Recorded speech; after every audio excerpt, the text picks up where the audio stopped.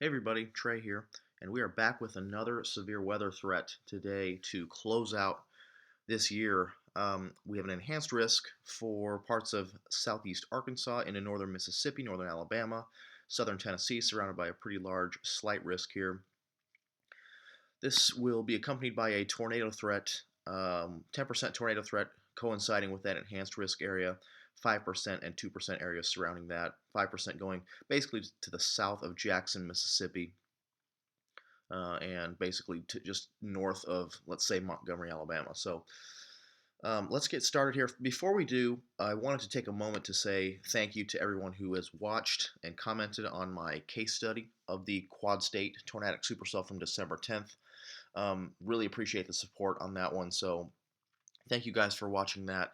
And I actually hope to have some more of these kind of case study videos coming out in the sort of off season before storm season really gets going, to kind of do something similar with past notable and some more under the radar events as well. So keep an eye out for those. But for now, thank you very much for the support on this case study video that we put out a few weeks ago. All right, let's get started here. Discuss today's setup. Let's start, as always, with our satellite view. This is the water vapor imagery. You can see pretty clear depiction of our large-scale synoptic scale trough here. Little sort of bending of the moisture field here, if you will. Little kind of swirl there. That's going to be our trough. And it's not going to be a very highly amplified pattern. It's actually quite zonal flow or east-west flow here across much of the western half of the country. It's not going to be one of these troughs that really digs deep down into the southeast that causes these severe weather setups. So already kind of different from what we usually see out in the southeast. Let's take a look at our surface pattern here.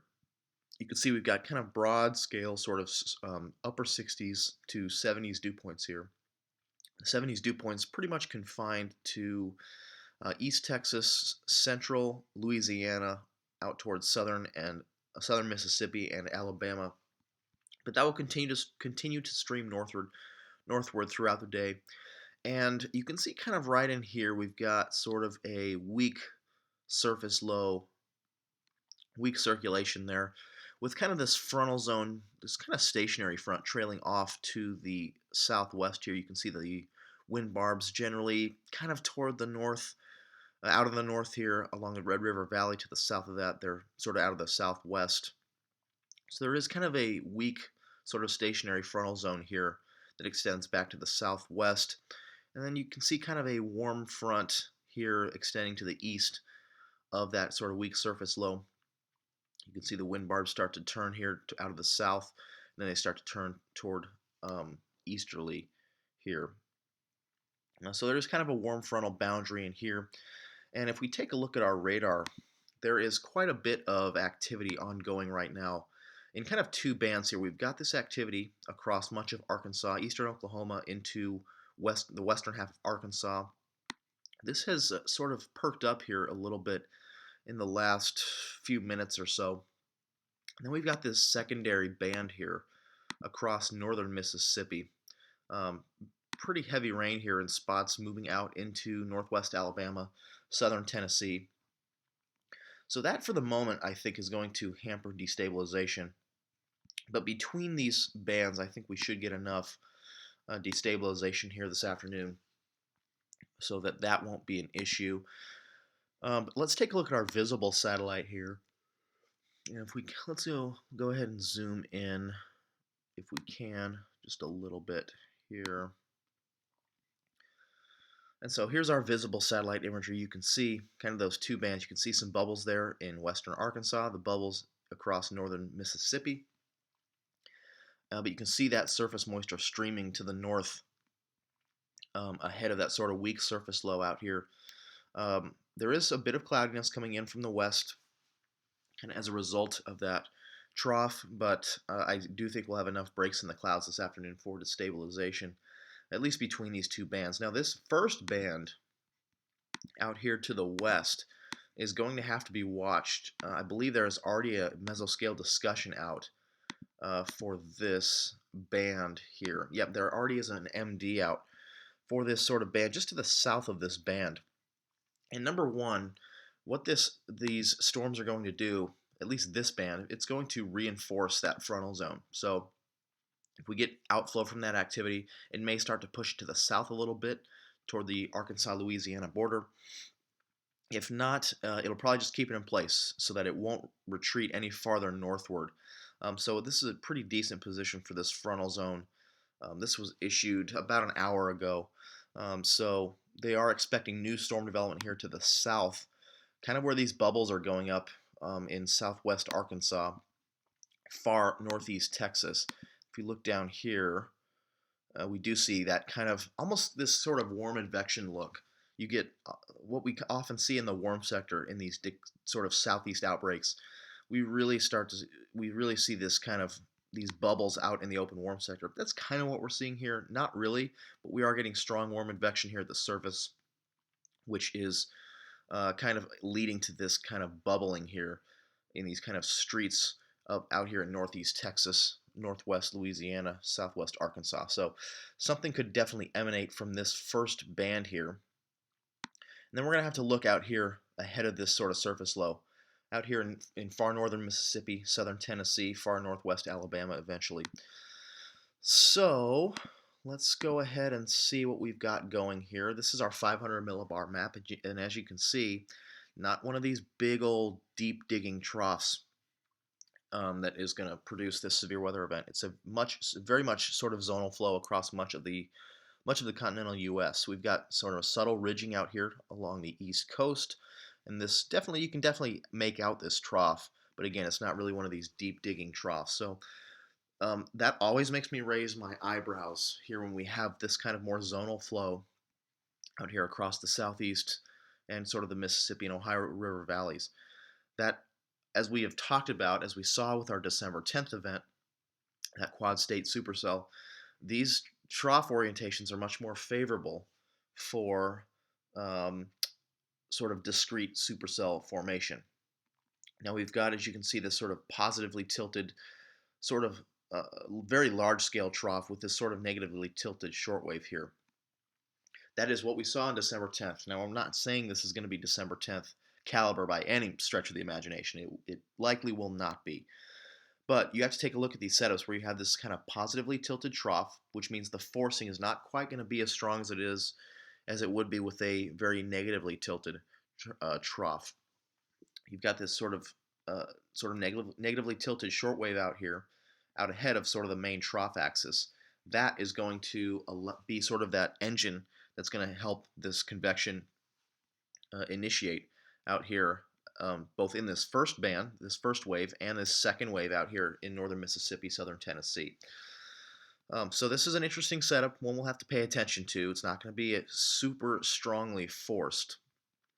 And let's go down to 700 millibars. We can see very well-defined shortwave out here across Kansas, Oklahoma. That's what is initiating this first wave of convection here across northeast Texas, southeast Oklahoma, southwest Arkansas.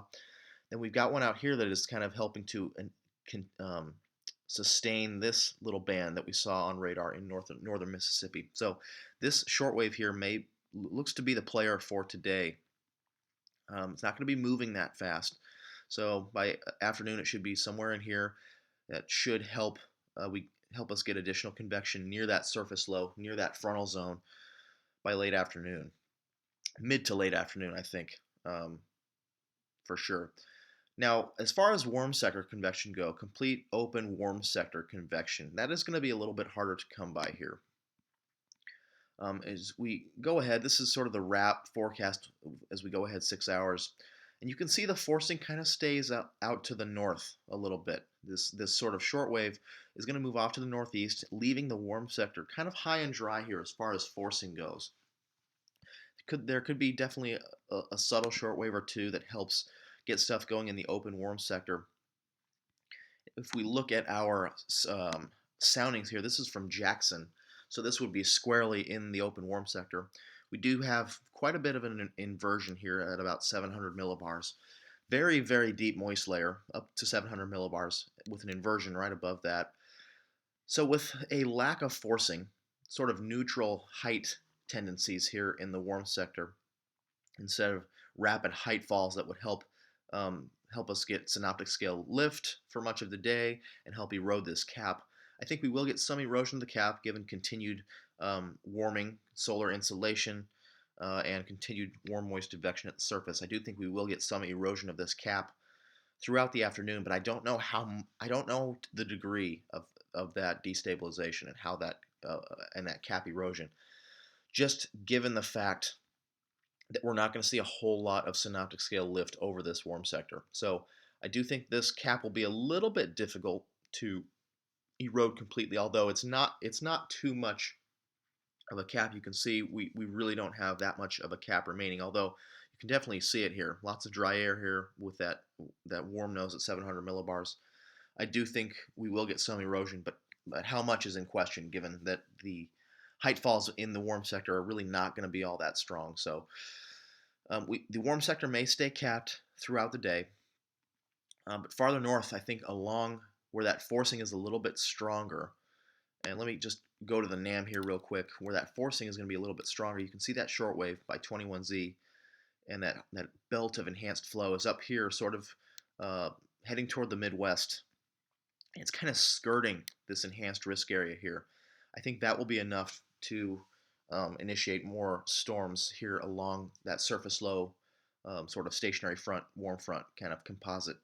But down here in the warm sector, you can see kind of this sort of for lack of a better term, backwards kinks in the isobars. Usually we look for kinks in the iso heights, excuse me, like that. That's our shortwave. A little bit of ridging here over the warm sector. So the notion of warm sector convection, for example, what we saw on December 10th, those supercells out entirely away from boundaries, out in the open warm sector, that is going to be in question today with southern extent. Could we get something here in northwest Mississippi,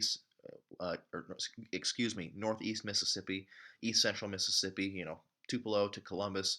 Yes, I do think so, but I think the main action is going to be where this sort of shortwave really skirts the region, provides a little bit more forcing, a little bit stronger shear up here as well.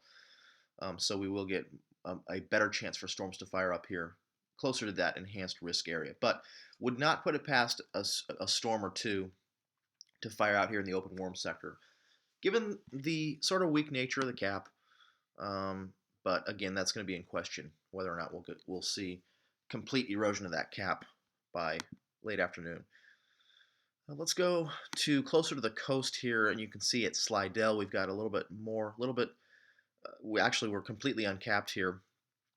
We do see some evidence of that warm layer aloft at about 700 millibars, but we are completely uncapped here at Slidell.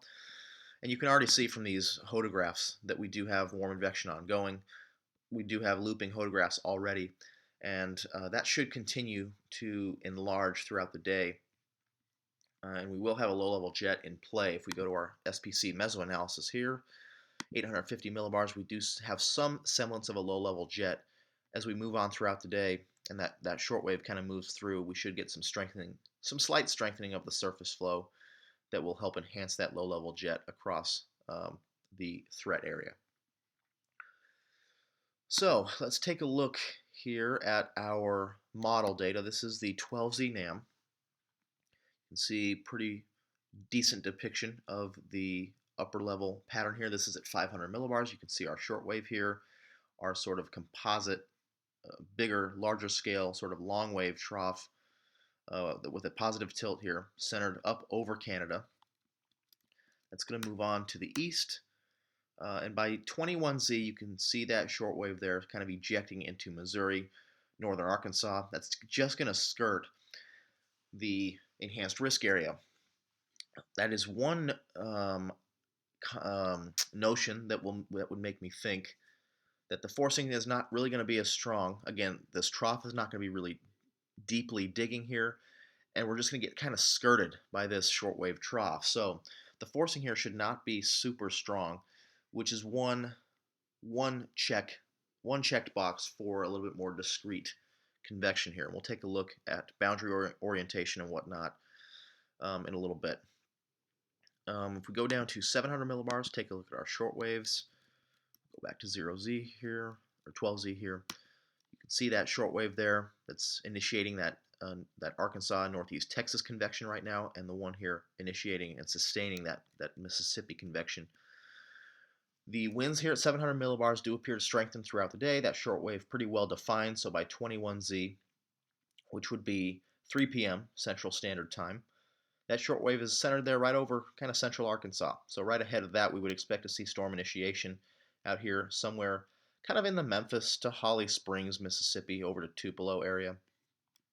Then that moves off, and we should get storms to sustain themselves. We kind of see maybe that shortwave extend down into the warm sector, but again, a little bit of almost ridging down here in the warm sector. So the question of warm sector development again is going to be in question. I think we're going to have to be closer to that surface low, closer to that front, that warm front or stationary front to really see more confidence in convective initiation. 850 millibars here, we can see that low-level jet increases and spreads throughout Mississippi and Alabama through much of the day. So right at the nose of that low-level jet would be something to watch, but across the entire warm sector, we would have supercell wind profiles and a strong low-level jet. So any storm that does fire in the warm sector would have supercell potential here. Let's go down to the surface, take a look at our surface pattern real quick. We saw that kind of surface low here, that sort of weak surface low here in eastern Arkansas with that stationary front back to the south. You can see that temperature gradient there. Again, you can see that the front doesn't really move throughout the day, that these greens and blues coming up against the reds, oranges, and yellows there, that area doesn't really move, doesn't really advance a whole lot to the north. So that convection of the north of the front, which will be elevated, will kind of keep that warm front and stationary front in place, so it will not retreat any farther northward. And if there is significant outflow production with those storms to the north, it may even push that warm front a little bit farther south. So that will be something to watch throughout the day. You see that kind of frontal wave there. Doesn't move a whole lot throughout the day. This is 21Z. It's basically in western Tennessee, and it kind of moves off, kind of conglomerates into one overnight. And here's our dew points. We'll zoom in here, change the sector. Perfect, they've got a float sector for us. So this is what we're seeing now. Again, we're not going to see too much of an advance of that really sort of tropical maritime air to the north. It's going to kind of remain to the south of that warm front, which will be reinforced by that convection. Our surface low would be somewhere kind of right in here along the Mississippi River there between Tennessee and Arkansas. So we'll take something here right at the northern end of the moist air mass here, closer to that surface low. And then we'll take one out in the open warm sector here, kind of see what we've got. So here's my concern, and we're a little bit convectively contaminated here to the north, so that does mean that convection will probably be ongoing here, but I did pull some soundings prior to this video and did kind of see something similar. So number one, you can see we've got definitely a tornado wind profile, very large looping hodographs in the low levels, over 350 effective storm relative helicity. So if we do get a supercell, a right moving supercell in this environment, it will have the opportunity to produce tornadoes. Long hodographs as well, so there could be some hail production. Not extremely steep lapse rates aloft in this sounding. This is a little bit better. This is in the warm sector, so I'm going to use this just for the thermodynamic profile. You can see there's not a whole lot of cape. It's real tall and skinny, not sort of that fat cape we usually see with severe weather events. It really is, the lapse rates are steep aloft. That parcel profile here is well removed from that temperature line. We're not really seeing that. We're seeing this sort of skinny, tall cape, as it's kind of colloquially called. And to not get all sciencey, it is going to mean that our updraft strength is going to be a little bit decreased, and that the storms are going to be a little bit more wet, potentially. A little bit more wet rear flank downdrafts, which may hamper tornado production as a result. And you see this a lot in kind of these tropical sort of cases. The instability is not all that strong. There is a lot of it. If you just looked at the number, the mixed layer cape here, it's over 1,700 joules per kilogram. So if you just looked at that number, you'd say, oh, we've got ample instability, not a problem. But when it's more concentrated down here and it's a little bit fatter, so to speak, that is when we get the most robust convection to fire. The updrafts are a little bit stronger, and we don't get as wet of rear flank downdrafts. So this has me a little bit concerned that the RFDs of these storms today will be a little bit wetter. The updraft strength is not going to be that vigorous, but definitely adequate. But this is not my favorite sort of thermodynamic profile for severe weather here, at least for tornadoes. It's definitely a supercell profile. You will get updrafts. We do have enough turning and lengthiness in the photographs to get supercells. Tornadoes, that's in question here. You'll notice that the wind profile a little bit better here along that warm front. Let's see if we can go to 18Z and get one that's not quite as contaminated here up on that front. We would suspect the wind profiles to be a little bit better here along the front, given a little bit more turning in the low levels, a little bit more backing of the winds near the surface up here along that front near the surface low. That one not so great there. So we do have a lot of convection ongoing here, it does seem, right near that warm front ahead of that surface low. We're not really seeing a very strong surface low, so surface winds are going to stay fairly weak throughout the day. I think we will get maybe some increase, but we're not going to see 20 to 30 knot surface winds like we would see, in a typical southeast severe weather event or a typical southern plains severe weather event where you have a very strong surface low out here. So that could be one negative for tornado production here is the weakness of the surface winds, although I don't think it's going to make a whole lot of difference if we pull up our sounding here near the surface low again. We did have a wind profile that was definitely conducive for supercells. That's convectively contaminated, but ignoring this for a moment, just we'll pretend that this would be a realistic photograph for along that warm front, more back surface winds near the surface low. You can see that that surface wind is less than 10 knots here out of the south. So very weak surface winds, but if you get a right moving supercell off of that, it's going to move this way, and you will get enough sort of storm relative helicity from that more area under that photograph, even though the winds are fairly weak at the surface. So I don't think that's going to be too much of an issue. Let's move on to 0Z if we can, and you can see that warm front stays in place and even surges a little bit farther south throughout the afternoon. So that is a little bit of a concern as well. We'll go here in northeast Mississippi here, try to find a sounding that's not too contaminated. So this would be at 0Z. Yeah, so we do have a lot of convection here along that front, which is definitely plausible. The forcing is stronger up here. The frontal zone, I think, is going to be needed to initiate these storms. The convergence along that frontal zone.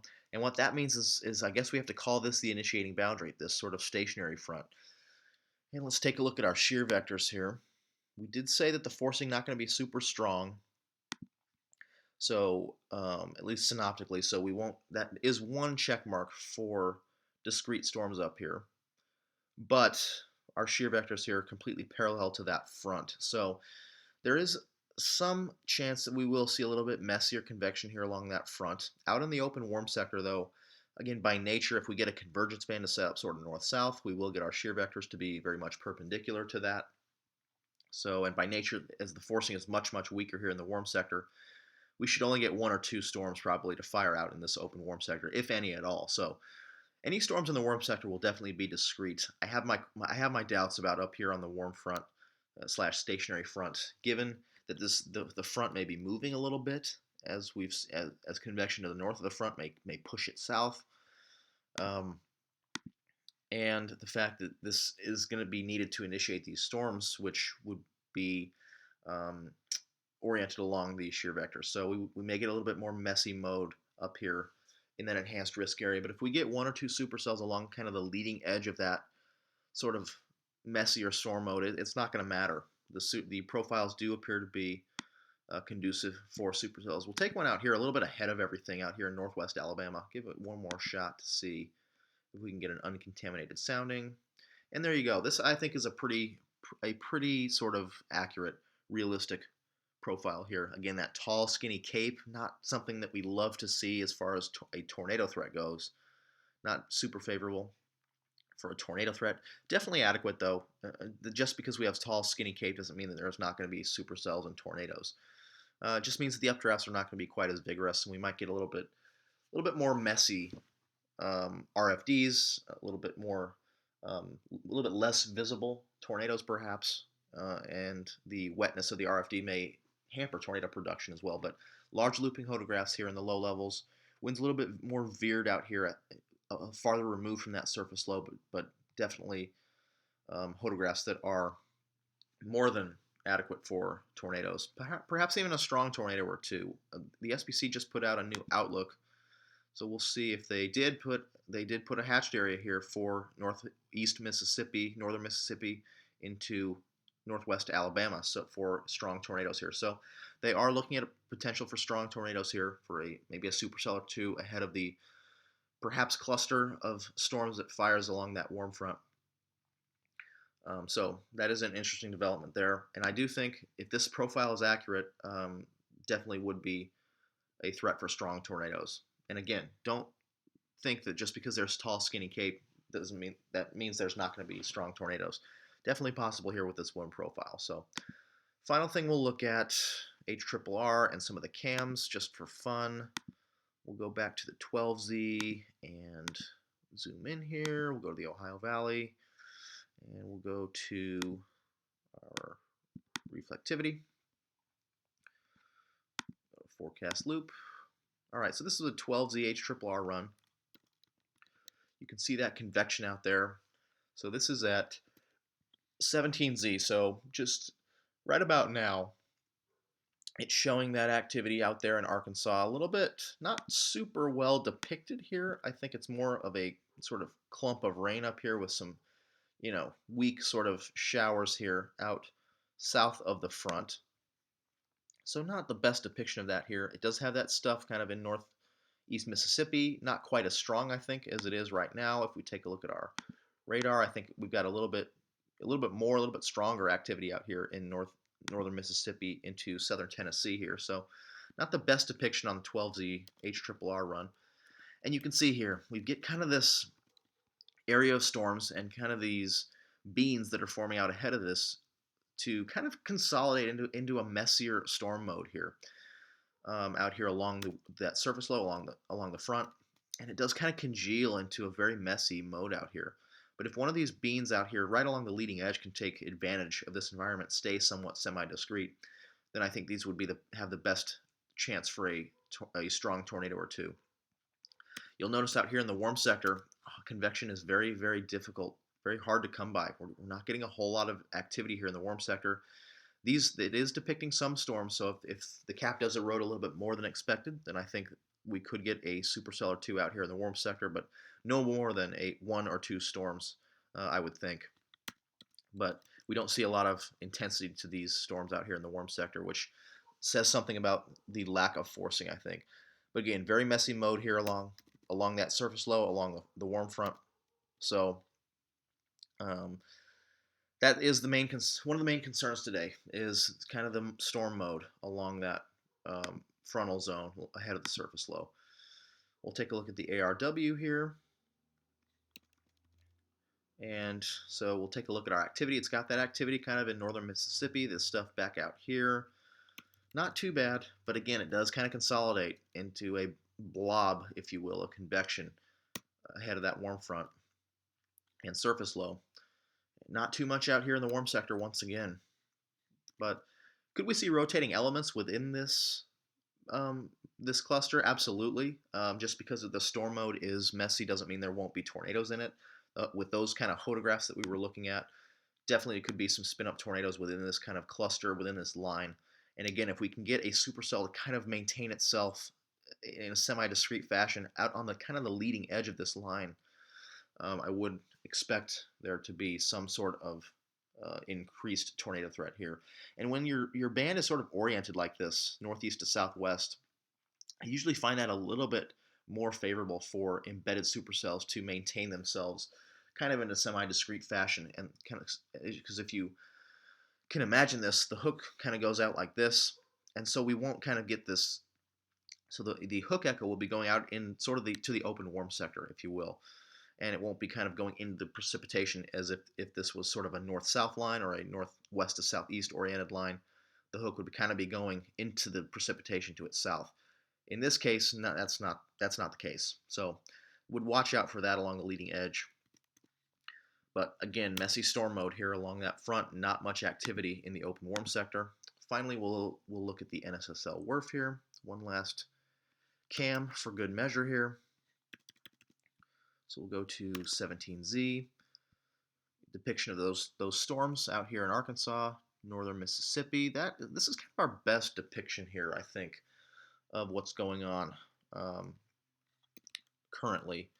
And you can see it gets really cluttered really quickly up there along the front. So, and the warm sector stays fairly benign. With these could have tornado potential here if the updrafts are strong enough that there's not that much of a cap remaining. These little beans out ahead of the line, these super showers, if you will, they may not even produce a lot of lightning. Could have a tornado threat as well, but the main show I think is going to be along that warm front near that surface low, and I think that's going to be pretty messy. So the SPC does have an enhanced risk out for this area today. They have included a strong tornado threat area here in this 10% hatched area across northern Mississippi into northwest Alabama.